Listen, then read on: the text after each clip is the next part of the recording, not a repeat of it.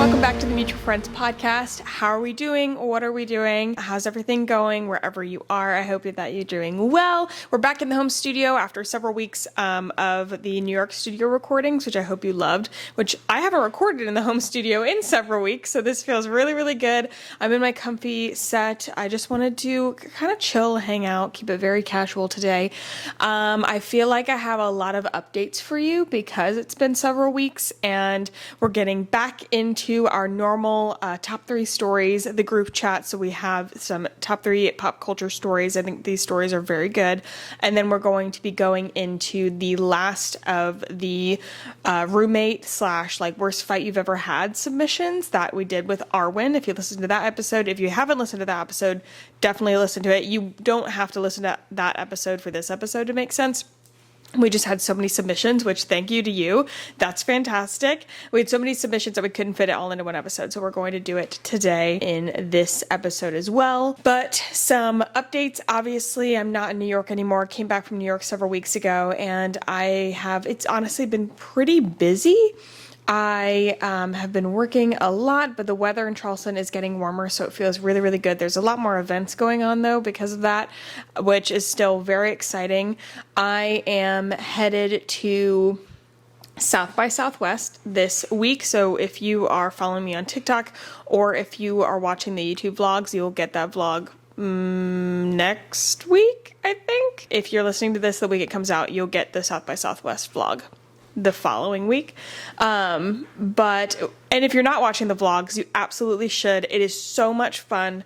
I've loved vlogging. I've been vlogging every single week. It comes out every Thursday. So definitely check that out. But headed to South by Southwest in Austin, Texas this week, which I'm very excited for. I am speaking. It is kind of like a weird thing for me. So this would have been, I was in Austin around the same time, I think 2 years ago. Yes, it would have been 2 years ago. And, okay, so I'm going to talk about something serious, but I'm going to talk about it in a way that is funny, because I've already kind of gone through the therapy for this. I've gone through the sad part of it, so talking about it, I don't want to harp on it or make it something that's sad, nor do I want, this isn't a sad podcast. I'm not here to bring down your vibe, but I think I was wondering if I was going to talk about this, and I'm honestly not positive I've ever told you guys this, but so around the same time, I believe it was the same week, because if I recall, I went to Austin during the week of South by Southwest, or it was the week during a festival. I'm not sure. They all kind of run together. Anyways, while I was in Austin, I was drugged at a bar, and I don't remember a lot. Nothing of significant consequence happened. Thank God, but I had never had, something slipped into my drink or anything like that before. I was brought to an urgent care, obviously a very traumatic experience, and so that sucked a lot. And there was more to that story of how I was treated after that by some certain people, as if it was my fault, which, that's pretty shitty. But because of that, Austin as a city, to be honest, I hear it and it's a little I don't love it. That was my only time. That was my only time in Texas, I believe. And of course my first time in Austin. And so now I feel like I'm going and sort of taking my power back, coming nearly, almost exactly 2 years later as a speaker at one of the biggest tech and film festivals, in the world. I feel very cool about that. So that's really neat. I love that. I'm a little scared that my body's going to have some sort of fight or flight response. What am I gonna, I don't know, like, am I gonna have a panic attack? Like, I don't really know, but I know I won't have a panic attack, like, speaking. It's literally just, like, touchdown in the city. Am I gonna be like, oh my God? Obviously, I'm not gonna be going out or anything because I'm still quite scared, but because of that, going to South by Southwest is even more exciting for me. I feel like it's kind of, it's just sort of taking that power back. Also a simple reminder that, guys, just watch your drinks when you're going out, be vigilant.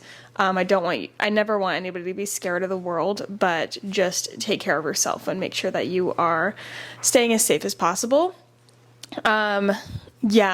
Anyways, so there's an update. South by Southwest is going to be so much fun. I'm very excited about it. I'll be vlogging my entire experience, and I thought, in my head, it was important for me to share like what that meant in my heart to you guys. If I had never told that story before, which I don't think I have, I'm not totally positive. And maybe someday I'll go more in detail of what happened. But it would mean really bashing some people, so I don't think I'll ever give their names. But yeah, that sucked. So I'm very excited. I'm very excited for this week. There's some really cool things coming up. It's going to be a very busy spring and summer, which I'm very excited about. Got some new projects in the works. Like, as far as, I feel like you guys have been really, you've been with me throughout this influencing thing still feels new, and it's always like, hey, how is that going? And I just want to give you an update. I think I'm going to start doing a YouTube series that goes more in depth on certain topics.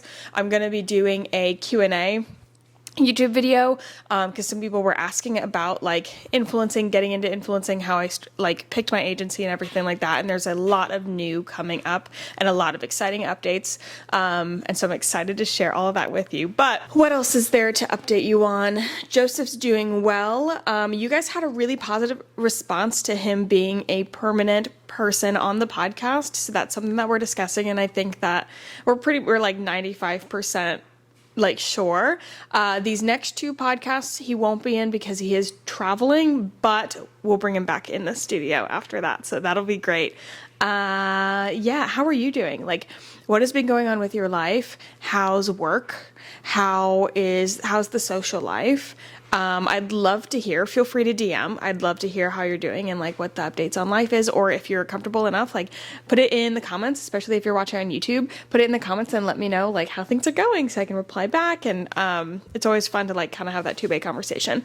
So without further ado, let's get into the top 3 stories.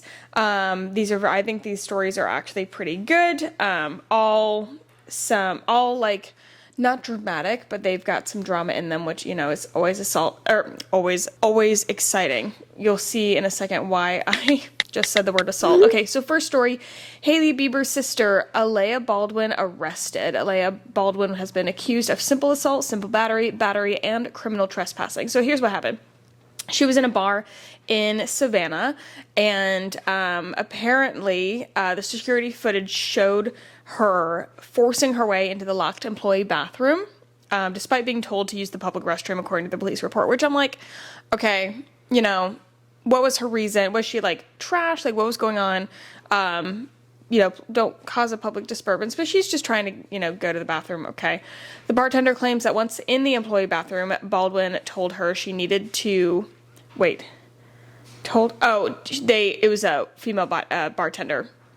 And Baldwin had told the bartender saying, hey, I need to change my tampon, asked for a few minutes, and she was granted those few minutes. But then a few minutes later, when the bartender entered the restroom, she removed her tampon and threw it at the bartender. She threw a used tampon at this bartender. That is so whack. What are you doing? At that point, what is happening? This is a service worker. First of all, they're just trying to do their job. Like, they probably have to deal with wackadoos all the time, and you are acting like an insane person. So, Alea Baldwin, however, and it's like her whole name is like Alea Baldwin, Arnow, I'm not positive, but I'm just going to refer to her as Baldwin, however, has claimed things went down differently in her recollection of events to police. So Miss Baldwin stated she was forcefully removed from the club. She initially denied forcing her way into the bathroom, only saying she needed to use the bathroom to throw up and change her tampon. That's relatable. And also initially denied throwing her used tampon at Miss Colley, or at the bartender, whose name was Miss Colley, but later stated she did throw it. So she's like, no, I didn't do it. And it's like, but yes, you did. Oh, there's more. When confronted about her pulling, so there were a couple bartenders, okay? Let's get some names straight. There are Haley Colley, Ian O'Neill, and Jacinto Hills. So we have O'Neill, Hills, and Colley. So when confronted about her pulling Mr. O'Neill's hair out and hitting Mr. Hill in the genitals, Miss Arnow attempted to justify her action by stating she was defending herself. I don't know. Is everybody okay over here? I just cannot believe she threw a used tampon. That is so disgusting. Also, if she did it not hit her, because if like she was trying to deny that she threw it, would there not be physical evidence? We don't have to think about that further. Let's not get too gross, but like I kind of want to know. I would be so mad. I would be like, oh my God, I'm quitting. This is the dumbest shit I've ever seen. Okay. Next story. Cyrus family feud. Did Tish Cyrus steal husband Dominic Purcell from daughter Noah? So this is sort of an ongoing thing, but apparently, there's been drama about why Noah Cyrus did not go to the wedding, to her mom Tish's wedding. And there's a new report indicating that Tish, who is 56, stole her new husband, actor Dominic Purcell, who is 54, from her daughter Noah, who is 24. So back in 2022, Tish began dating Purcell, most well known for his roles on Prison Break and The Flash, with the pair eventually saying their I do's in August 2023. Notably, Noah was not present for the wedding. And now an Us Weekly source claims there was a good reason for that. Noah was seeing Dominic when Tish started pursuing him. The insider alleges, going on to add that Tish was aware of the relationship. This has so many layers. The Cyrus family is fascinating in so many ways. If there's not a documentary, I'm going to need there to be one. But first of all, Noah dating somebody, Noah's 24 and this guy's 54. 30-year age difference. Now, I want you to tell me what you think of like dating older and these type of things. No matter the age, hold on. A 36-year-old dating a 66-year-old. No. Like, I can never see this truly being like that much of an age gap being something that I can get on board with. I think I've seen successes with 20-year age gaps, 36, 56. I still don't love it, but like I feel like old people, like if you talk to old people, like there's some like older like grandparents that have like a really significant age gap. I'm pretty sure my grandparents have like a solid age gap. I think like 10 years or something. I'm trying to think in my mind, somewhere around there. But 30 years, and I don't know if you're 24, I think you are that, and it is a 54-year-old person that I realize 24 is not a child, but that still makes me feel really icky. And like the bad guy is the older one. If you're 34 and then it's 64, then I just feel icky about it all. Don't love it. There's a TikTok couple and he is older, but I don't think he's actually that much older. He's a model, but he has white hair and she looks a lot younger. I don't think their age gap is actually that dramatic, but I think that they've kind of gotten famous from their dynamic, but it's like kind of think as he's like a male model, but with white hair. It's very, whatever. Anyway, yeah, I wonder if we'll find out. So the turmoil between Noah and Tish goes far beyond what people think. Noah is very distraught over Tish stealing Dominic from her. Imagine your mom stealing your boyfriend. Imagine being that man. Ew. The insider even alleged that there were armed guards outside Miley's home to keep Noah out. Earlier this month, Tish appeared on the Call Her Daddy podcast and opened up about her relationship with Purcell. She said that he had been her celebrity hall pass during part of her 28-year marriage. That's a weird thing to say, to Billy Ray Cyrus, and shared that Dominic actually sent her a DM on Instagram in 2016, which went unnoticed. She reached out to him 6 years later in 2022 after splitting with Billy Ray. I cannot even tell you how amazing he is, Tish said of her new husband. I am living my best life and he is yummy. Ew. If this is true, I feel like if it wasn't true, it has to be true. Some of it has to be true because Noah would come out and say something. Right? Weird. Notably, Us Weekly stated that they reached out to the reps for the three parties involved, Tish, Noah, and Dominic, for comment, but did not receive a response. Messy. I think we should do a family secrets episode. I've seen several podcasts do that, and that seems like such a fun thing to do. Let me know if you want that episode because I think that could be great. Okay, this is sort of reporting back from a story that we did months ago. So Machine Gun Kelly officially changed his name. Machine Gun Kelly, goodness, is changing up his stage name more than a decade after his musical debut. The Bloody Valentine singer, whose real name is Colson Baker, is going by another shorter name. Surrounding the release of his latest single, Don't Let Me Go, on streaming platforms, the artist changed his stage name to MGK on Spotify, Apple Music, Tidal, and YouTube. His name on X, formerly Twitter, also reflects the change, although his handle remains Machine Gun Kelly. So now it's just MGK. MGK has previously expressed interest in changing his name. In September 2022, comedy act Chad and JT petitioned to have Machine Gun removed from the artist's name, asking him via a sign at one of his concerts. At the time, MGK could be seen reading the sign before asking the audience, "What do you think?" The 33-year-old emo girl musician also hinted at his upcoming transformation in November while attending the 2023 GQ Men of the Year event with his fiancée, Megan Fox. I have a question, he told photographers on the red carpet, as seen in a video of the interaction, which I think this sparked up the story that we had reported back then. Instead of Machine Gun, can you just hit me with Machine from now on? He would go on to post a screenshot of the interaction on X with a talking head emoji and the caption, Machine. Also, have you seen his tattoo transformation? Listen, I'm an MGK fan. I love his music. I think he is a really interesting character to follow. Not that I subscribe to everything he does, but I do enjoy the show. Do you know what I mean? MGK's transformation goes even further than his name, as the Rap Devil artist revealed earlier this month that he had covered up the majority of his tattoos with a massive black ink tattoo that covers most of his arms and chest.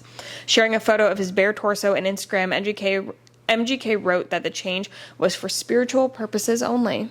That I don't understand. The rapper later explained the reason for his aesthetic change on his new single, rapping, "Just like I wish they would understand me one time. I had a breakdown and tatted my entire body except one line."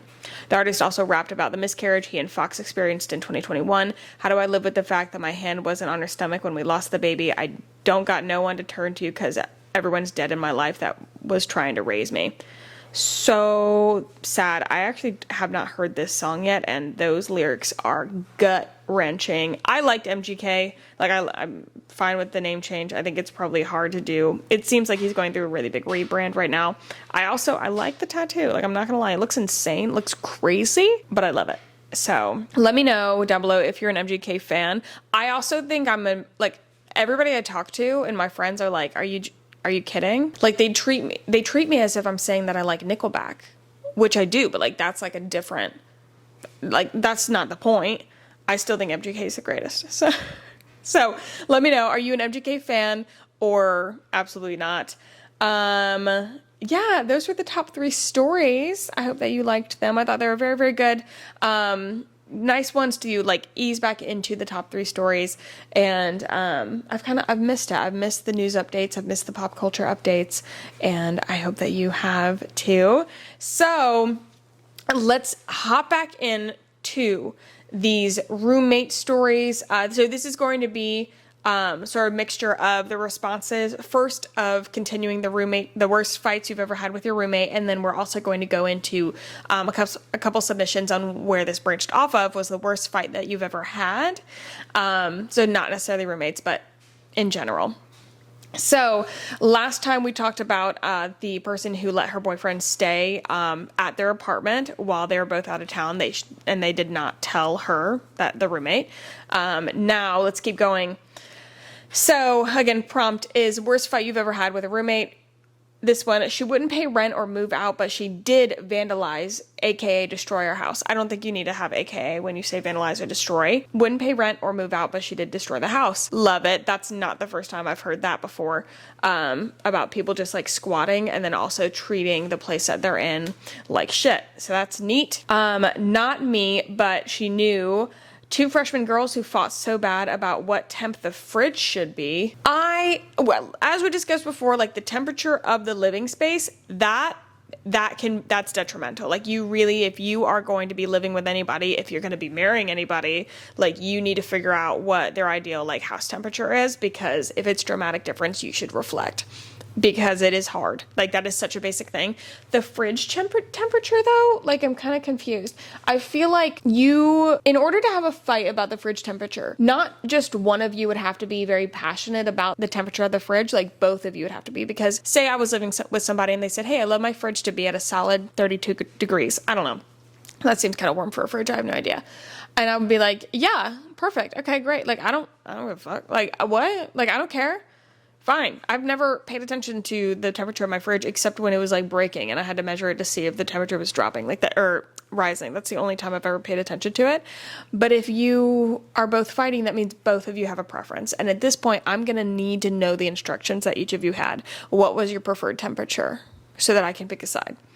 Next, we fought over me texting her boyfriend for him. We fought over me texting her boyfriend for him to check on her because she was having a meltdown. Why would you fight? I guess, I mean, that's a hard position to be in because like if somebody's having a meltdown, you feel like you can't handle it. No, I would definitely grab the boyfriend. However, what if the meltdown was about that person? Then what do? That can, or if you would know that there is a risk that they don't want that person involved, that could be weird. I feel like if the meltdown was surrounding their relationship, then kind of going around, that would be a shitty thing to do. But if they're just having a meltdown and you can't handle it, you can't help them, calling their significant, I would want my significant other to be notified that, hey, like, she's not okay. Like, can you check on her? Can you, whatever. And as a significant other, I would want to be notified. Please. Oh, this one is a personal submission. Bastard stole all my silverware. And then love you, Joseph. So this is from our friend Kevin, who him and Joseph used to live together. And then Kevin left us all his nasty ass, old ass silverware mixed matched. And we just had it. He just left it when he moved out. So this is a point of contention, obviously a loving point of contention.